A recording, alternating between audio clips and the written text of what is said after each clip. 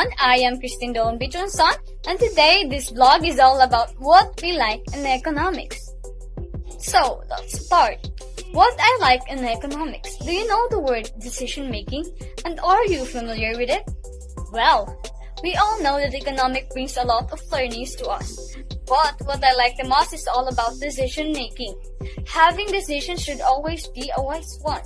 My teacher in my 10th year taught us to have marginal thinking because we know that we must have a lot of wants but there is only limited resources. That's why we have to make wise decisions in economics.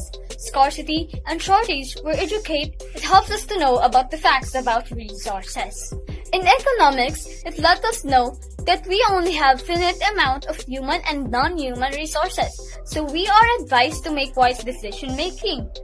Also, shortage has the same definition. Both of these problems are the reason why we need to have decision making. And this is also the reason why we need to limit our wants and desires.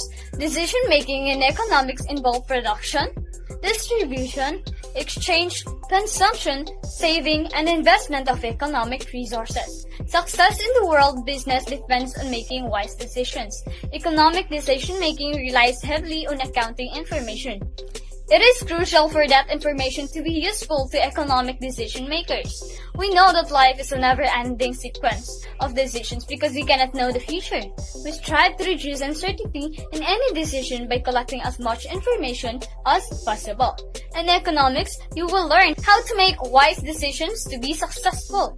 Economics decision makers are either internal decision or external decision, which is internal decides for the company and external is for organizations outside the company. Most of the time, we use decision making to have a better understanding to life and to be successful. That's all. Thank you. Hello guys, welcome to my vlog. So we're going to talk about today about perfect competition and imperfect competition.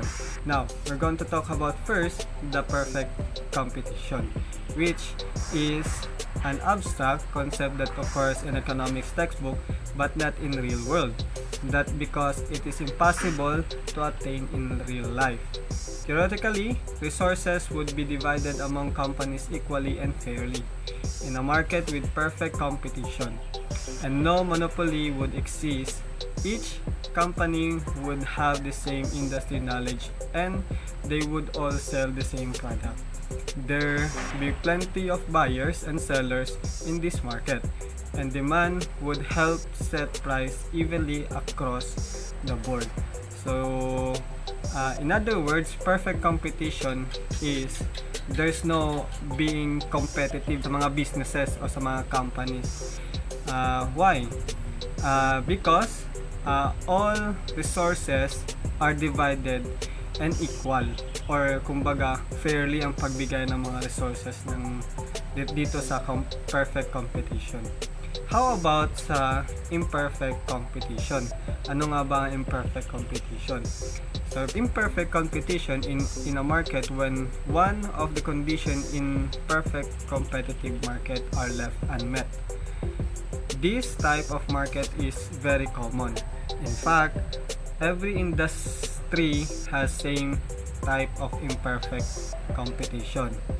These include a marketplace with different products and services, prices that are not set by supply and demand, or competition for market share, buyers who may not have complete information about products and prices, and high barrier to entry and exit. Sa madaling salita, ang imperfect competition, yan yung talaga yung nangyayari sa ating market ngayon, which is there's a lot of competition. So hopefully guys, meron kayong natutunan sa ating lesson o sa ating vlog ngayon. And this vlog will help you realize ano nangyayari sa market natin. Bakit ang mga tao is they are competitive in terms of markets. Ito, ang perfect competition, hindi talaga to na aating sa totoong buhay. Ang na-attain lang is ang imperfect competition. So yun lang guys. See you next vlog. Good day. Today we're going to be talking about a certain topic in economics, which is the unemployment and inflation, and what gives me interest about this topic. So let's talk about first the unemployment, ang kawalang trabaho. So the unemployment rate, it is the percent of the labor force that is unemployed, willing to work, and actively looking for employment. So, may mga masasabi tayong posibleng sanhi ng kawalang trabaho.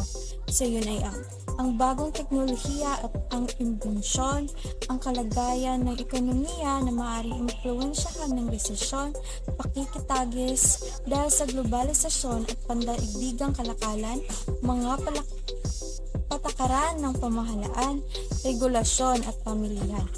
Yun ay ang mga posibleng sanhi ng kawalang trabaho. So, what is inflation o inflasyon?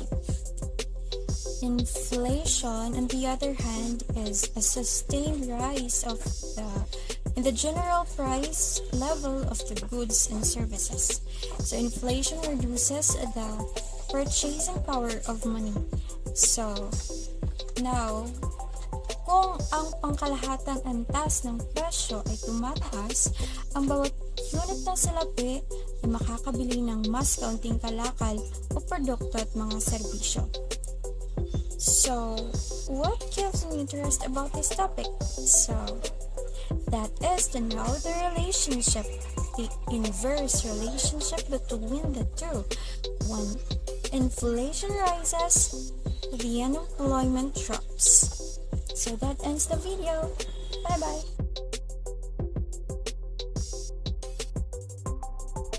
Magandang araw sa inyong lahat.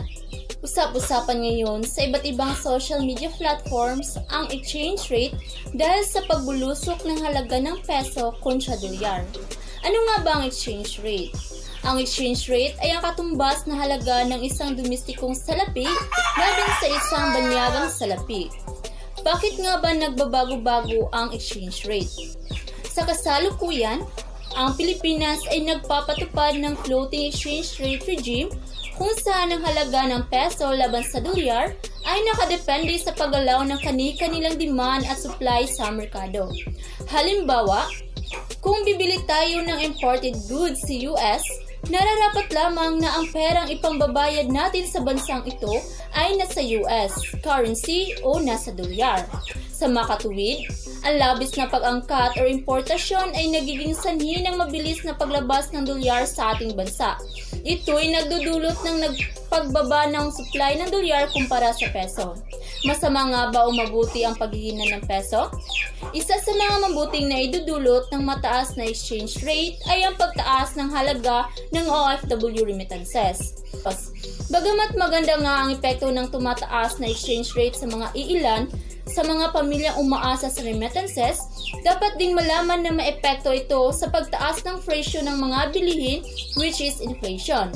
Maraming sektor sa ating ekonomiya ang umaasa sa mga imported goods, isa na siguro sa pinakaapektado ng mataas na palitan ng mga sektor ng transportasyon. Pag humina ang piso, mas magiging mahal ang mga produktong petrolyo sa pandaigdigang merkado, pati na rin ang mga gastos ng mga tsuper at driver, kaya asahan ang pagtaas ng mga pamasahe. Good afternoon, everyone. Welcome to our blog. Our topic is taxation. What is taxation? Taxation is imposition of compulsory device on individuals or entities by governments in almost every country of the world.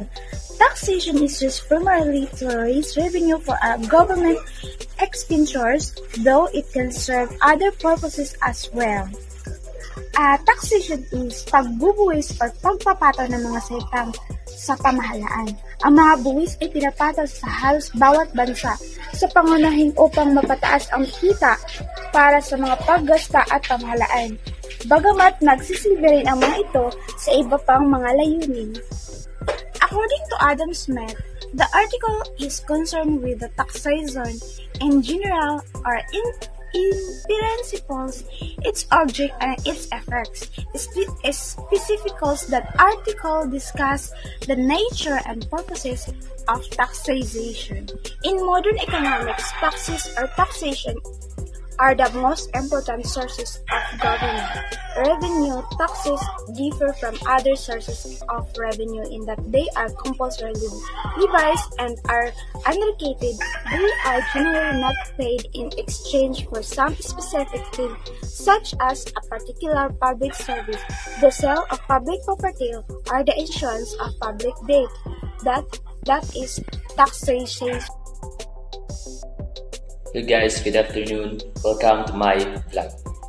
In this afternoon ay pag-aaralan natin ang supply and demand at kung ano ang kahalagahan nito sa ating ekonomiya. So una, what is supply?